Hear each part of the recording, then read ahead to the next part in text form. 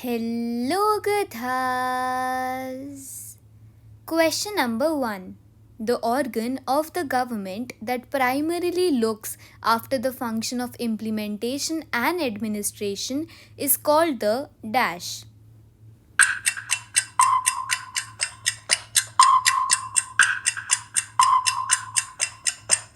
यही क्वेश्चन सबसे प्यारे होते हैं जिनका आंसर चैप्टर का नाम ही होता है, तो आंसर है एग्जीक्यूटिव। तो आज हम करने वाले हैं एग्जीक्यूटिव के शॉर्ट आंसर क्वेश्चंस। तो चलते हैं क्वेश्चन नंबर 2 पे। Executive is the branch of government responsible for the implementation of laws and policies adopted by the dash. जिन लॉज और पॉलिसीज़ पे एग्जीक्यूटिव इम्प्लीमेंटेशन का काम करती है वो लॉज और पॉलिसी किसने एडॉप्ट की होती हैं?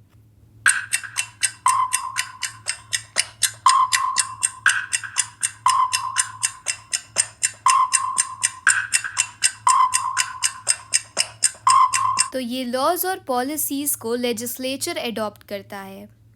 अब क्वेश्चन नंबर 3। क्वेश्चन नंबर 3, 4 और 5 में कंट्री आइडेंटिफाई करनी है। Identify the country. तो थर्ड क्वेश्चन कहता है a country having presidential system and executive powers are in the hands of the president. एक ऐसी कंट्री बताओ जहां प्रेसिडेंशियल सिस्टम हो और पावर्स प्रेसिडेंट के हाथ में हो।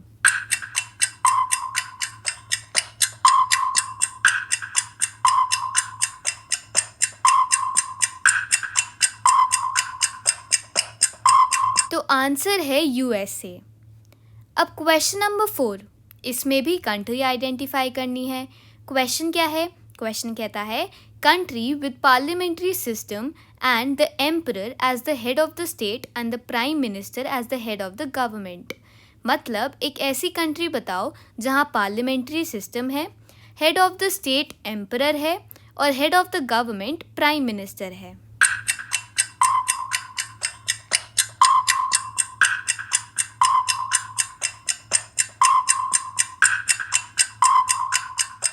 तो ऐसी कंट्री है जापान।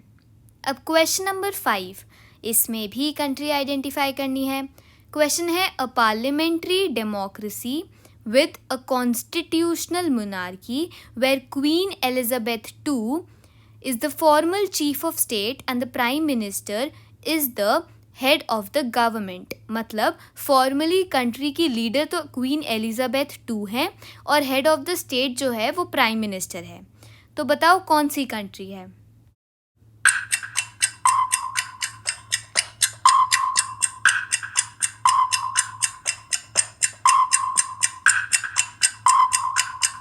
तो इसका आंसर है कनाडा। अब question number 6, head of the government is usually the prime minister in the dash. कौन सा सिस्टम है जिसमें गवर्नमेंट का जो हेड है वो यूजुअली प्राइम मिनिस्टर होता है? Option A parliamentary system, option B semi presidential system, option C presidential system और ऑप्शन डी डिक्टेटरशिप।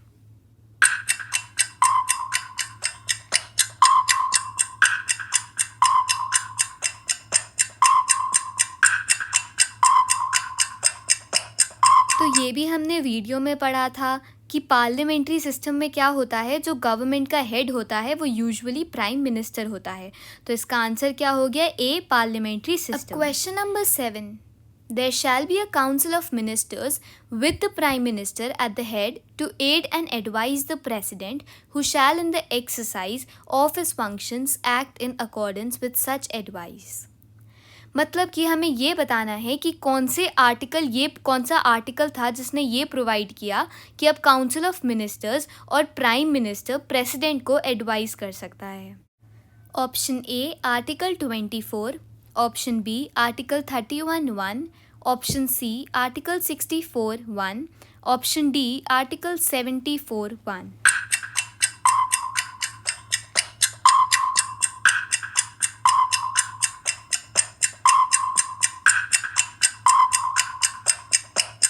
तो आंसर है आर्टिकल 74(1). अब चलते हैं क्वेश्चन नंबर 8 पे। Which of the following categories of civil services is under the central services? Option A IPS, option B IFS, option C IAS और option D sales tax officers.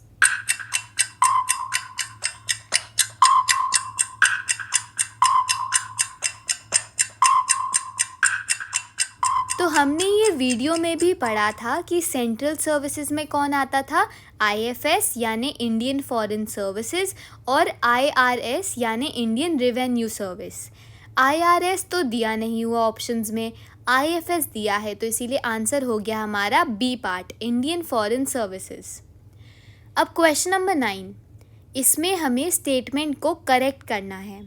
Statement है veto power is unlimited because if the parliament passes the same bill again and sends it back to the president, then the president has to give assent to that bill.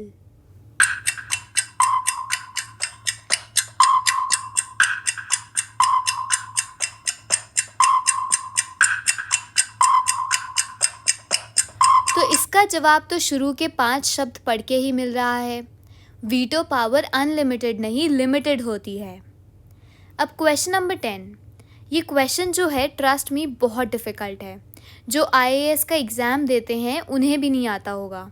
सिर्फ और सिर्फ 99.9% लोग होते हैं जिन्हें इसका answer पता होता है.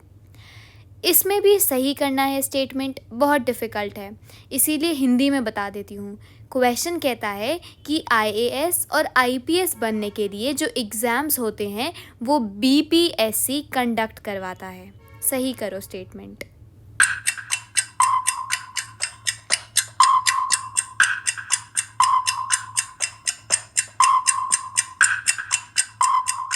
बहुत डिफ़िकल्ट था, तो इसका आंसर तो सबको पता ही है. आंसर है UPSC. अब क्वेश्चन नंबर 11, इसमें भी हमें क्या करना है, स्टेटमेंट को सही करना है. An IPS or an IAS officer is assigned to a particular state where he or she works under the supervision of the central government. कोई भी IPS या IAS ऑफिसर को एक पर्टिकुलर स्टेट दिया जाता है, एक पर्टिकुलर स्टेट असाइन किया जाता है जहाँ पे वो काम करता है किसके सुपरविजन में, सेंट्रल गवर्नमेंट के सुपरविजन में. इस स्टेटमेंट को सही करना है.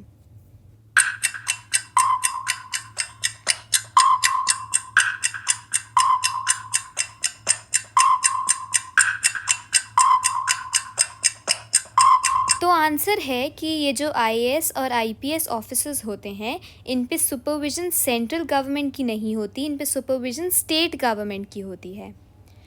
अब क्वेश्चन नंबर 12, इसमें अब वही फिर से हमारा वही फंडा आ गया, कंट्री आइडेंटिफाई करने वाला. 12, 13 और 14 तीनों में हमें कंट्री आइडेंटिफाई करनी है. क्वेश्चन नंबर 12 कहता है a country having a parliamentary system with the president as the formal head of the state and the prime minister as the head of government. एक ऐसी कंट्री बतानी है जहां पार्लियामेंट्री सिस्टम है, जो फॉर्मल हेड है स्टेट का वो प्रेसिडेंट है और जो हेड ऑफ गवर्नमेंट है वो प्राइम मिनिस्टर है.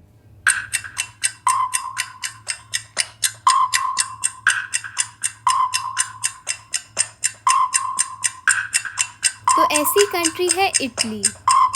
अब question number 13, a country having a semi presidential system where the president is the head of the state and prime minister who is appointed by the president is the head of government.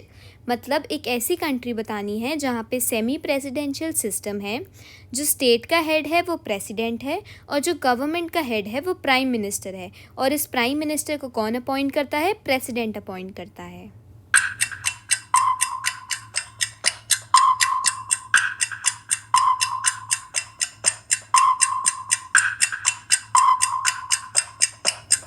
तो ऐसी country है Russia.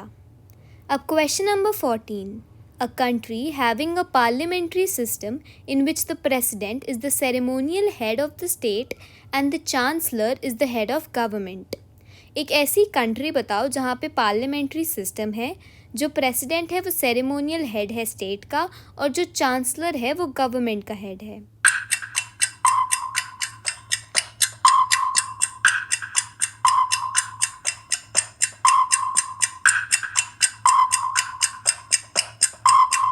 तो question number 14 का answer है Germany. अब चलते हैं question number 15 पे। Mention 2 ceremonial executives.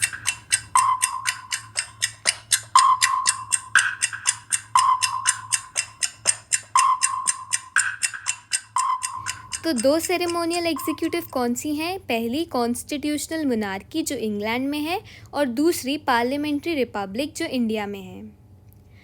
अब question number 16, mention the tenure of the president of India. President of India का टेन्योर कितना होता है?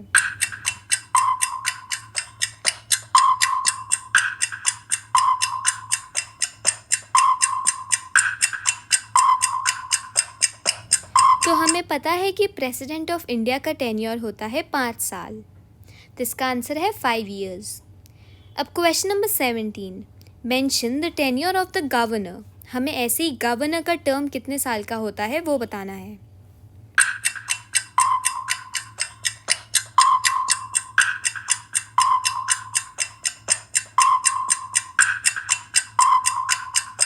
तो गवर्नर का टेन्योर भी 5 years होता है, तो इसका आंसर भी है 5 years। अब question number 18, in which country we find semi presidential system. Option A Sri Lanka, option B France, option C Russia और ऑप्शन डी ये तीनों, ऑल ऑफ द अबव।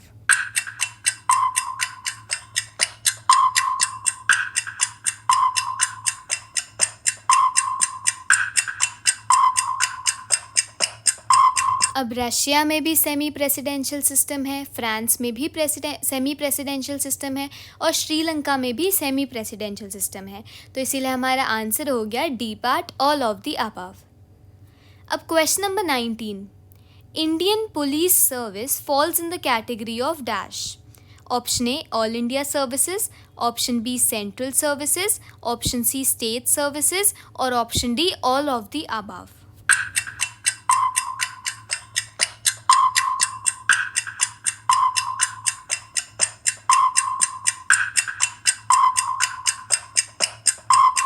तो अब इस स्क्रीनशॉट से तो हम वाकिफ़ हैं ही।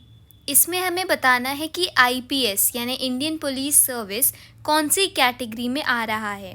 तो कौन सी कैटेगरी में आ रहा है? ऑल इंडिया सर्विसेज में। तो इसीलिए हमारा आंसर हो गया ए पार्ट, ऑल इंडिया सर्विसेज। अब चलते हैं क्वेश्चन नंबर 20 पे। How is the vice president elected in India. India में वाइस प्रेसिडेंट को कैसे इलेक्ट किया जाता है?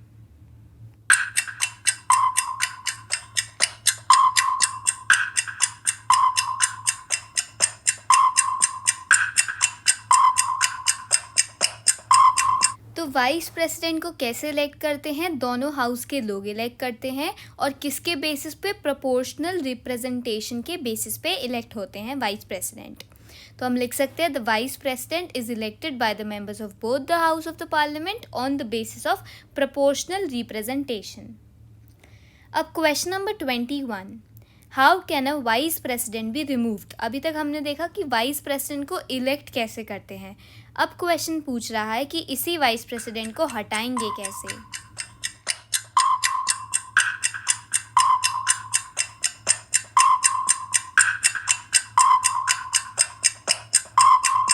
तो कैसे रिमूव किया जाता है वाइस प्रेसिडेंट को? By the resolution of Rajya Sabha agreed by the Lok Sabha. अब question number 22, mention the classification of civil services.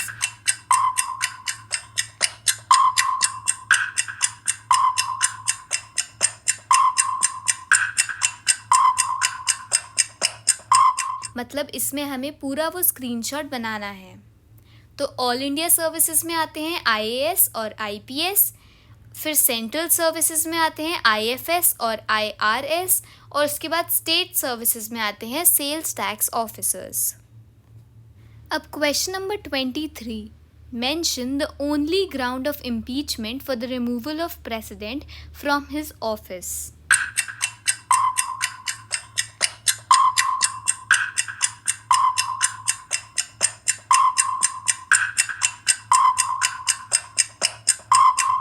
तो ओनली ग्राउंड ऑफ इम्पीचमेंट क्या है? Violation of the constitution. अगर कॉन्स्टिट्यूशन में कुछ भी लिखा हो और प्रेसिडेंट उसे वॉयलेट कर दे तो उसको इम्पीच करा जाता है। अब question number 24, who acted as president on the death of Fakhruddin Ali Ahmad until a new president was elected. जब हमारे प्रेसिडेंट फ़खरुद्दीन अली अहमद की डेथ हुई तो किसने प्रेसिडेंट की तरह एक्ट करा जब तक एक नए प्रेसिडेंट नहीं आए?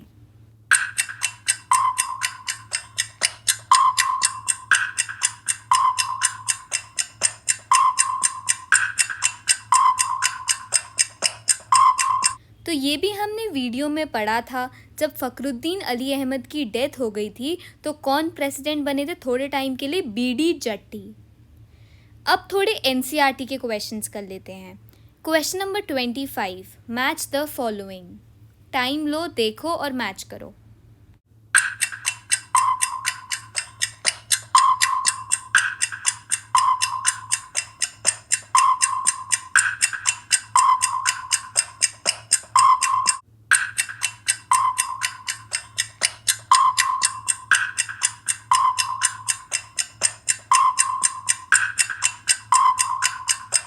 तो हम इसकी मैचिंग नीचे से शुरू करते हैं। फोर्थ क्या कहता है? Works in Indian missions at abroad. अब यहाँ पे एब्रॉड की बात हुई है तो इसीलिए ऑब्वियसली इंडियन फॉरेन सर्विस हो गया इसका आंसर। थर्ड वाला क्या है कि एक पर्टिकुलर स्टेट दिया जाता है उन्हें, पर डेप्यूटेशन पे सेंटर भी भेज सकते हैं, तो इसका क्या हो गया? Central services. फिर सेकंड वाला देखते हैं, works with in the particular state in which recruited. जिस स्टेट में रखा गया है उसी स्टेट में काम करते हैं, तो ये हो गया स्टेट सिविल सर्विसेज। और फर्स्ट वाला वही बचा है, तो works in any central government office located either on the national capital और एल्सवेयर इन द कंट्री का हो गया ऑल इंडिया सर्विसेज। तो हम मार्क कर देते हैं 4, 1, 3, 2। अब question number 26, a parliamentary executive means A part executive where there is a parliament, B part executive elected by the parliament, C part executive that is dependent on support of the majority in the parliament, or D part where the parliament functions as the executive.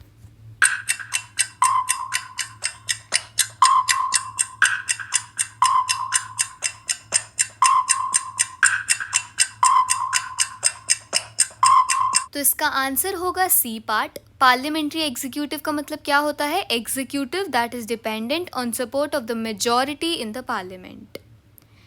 अब question number 27, while appointing the prime minister the president selects A leader of the largest party in the Lok Sabha, B leader of the largest party in alliance which secures a majority in the Lok Sabha, C the leader of the largest party in the Rajya Sabha, or D leader of the alliance or party that has the support of majority in Lok Sabha.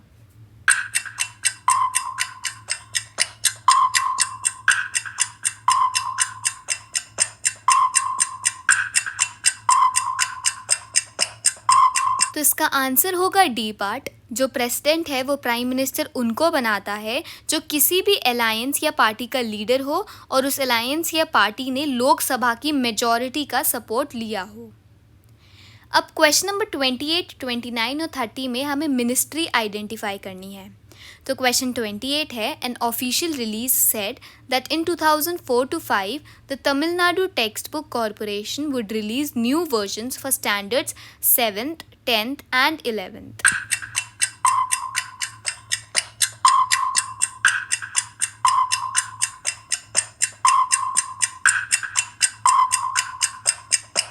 तो text books की बात हो रही है या education की बात हो रही है, तो इसका आंसर हो जाएगा मिनिस्ट्री ऑफ एजुकेशन।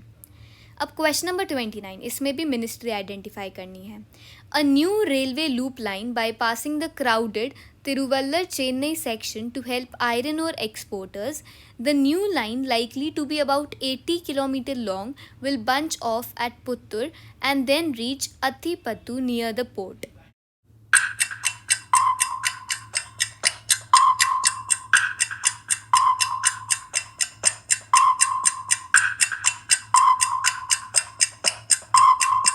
तो अब यहाँ पे रेलवे लूप लाइन के बारे में बात हुई है, इसीलिए हमारा आंसर हो गया मिनिस्ट्री ऑफ रेलवे।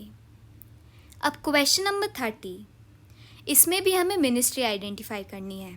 क्वेश्चन है, the 3-member sub divisional committee formed to verify suicide by farmers in Ramayampet Mandal has found that the two farmers who committed suicide this month have had economic problems due to the failure of crops.